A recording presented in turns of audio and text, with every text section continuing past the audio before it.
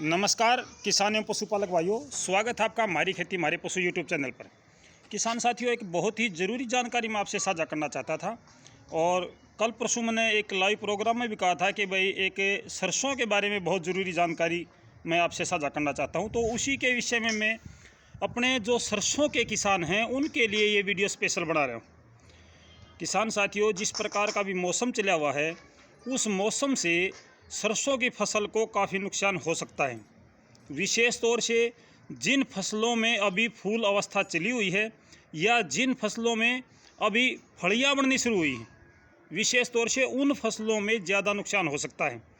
बारिश नहीं हुई है और अभी एक दो दिन में शीतलहर चलेगी, उत्तर पश्चिमी हवाएं चलेंगी।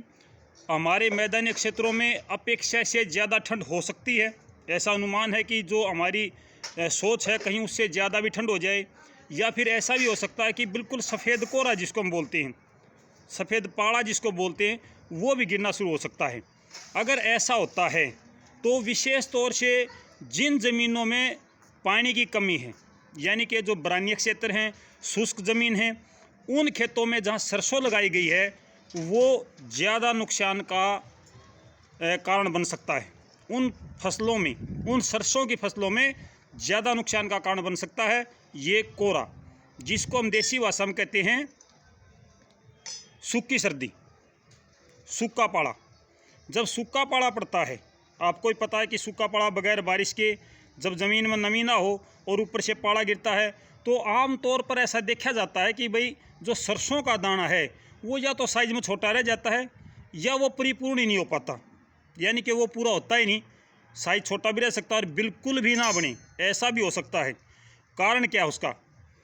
जब पाड़ा पड़ता है तो पाड़ा उस फली के ऊपर भी पड़ता है जो सरसों की फली होती है, और जब उसके ऊपर बर्फ़ की परत जम जाती है, फली के आसपास में चारों तरफ में बर्फ़ की एक परत सी जम जाती है जो हमें दिखाई नहीं देती है। थोड़ी बहुत अगर आप ध्यान से देखोगे तो सफ़ेद छोटी सी झिल्ली आपको नज़र आएगी उसके ऊपर से।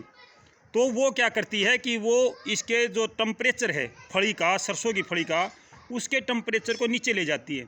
जो दाना उसके अंदर बनना है वो दाना वहीं रुक जाता है, यानी कि दाना बनने की प्रक्रिया में, उसको पूरा करने की प्रक्रिया में ये जो पाड़ा है ये बाधा बन जाता है। इससे मेरे किसान भाई कैसे अपनी फसल की रक्षा करें, सबसे ज़रूरी बात ये है, जो मेरा उद्देश्य है मैं वहीं पर आना चाहता हूँ। किसान साथियों, जिन भाइयों की खेतों में ज़मीन शुष्क है, जल स्तर नीचे है, जहाँ बरानी क्षेत्र है वो भी हो सकता है या जल स्तर नीचे हो, और जिन भाइयों की सरसों में अभी फलियां बननी शुरू हो गई हैं, क्योंकि मेरे किसान भाइयों ने 25 सितंबर से सरसों की बिजाई का काम शुरू कर दिया था।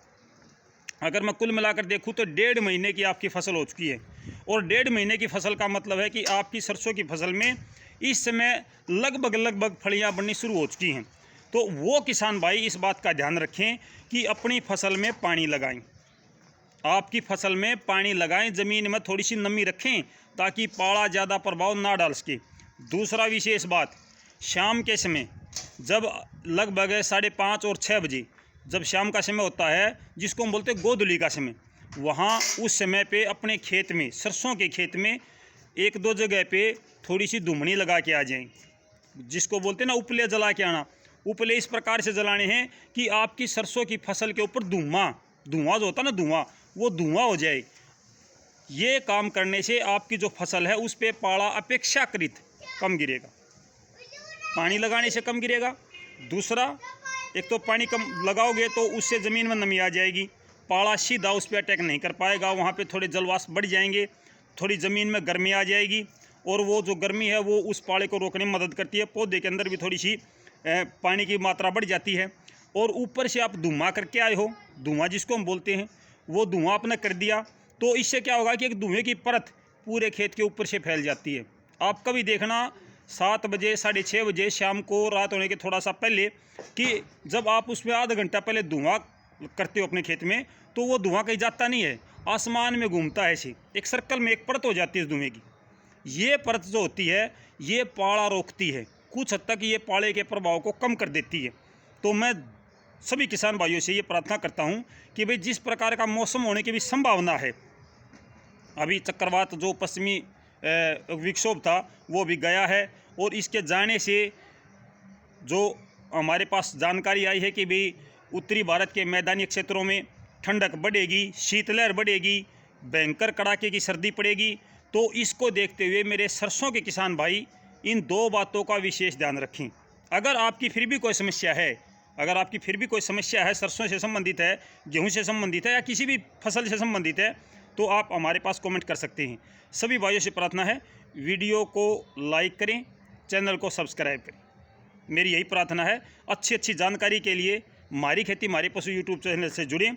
हर दिन शाम को 8 बजे लाइव प्रोग्राम होता है, जिसमें आप अपनी पशुओं की, खेती की और स्वयं की कोई समस्या हो, शारीरिक समस्या हो, तो उसका कमेंट आप डाल सकते हैं। आपको उसी समय आपकी समस्या का समाधान बता दिया जाता है।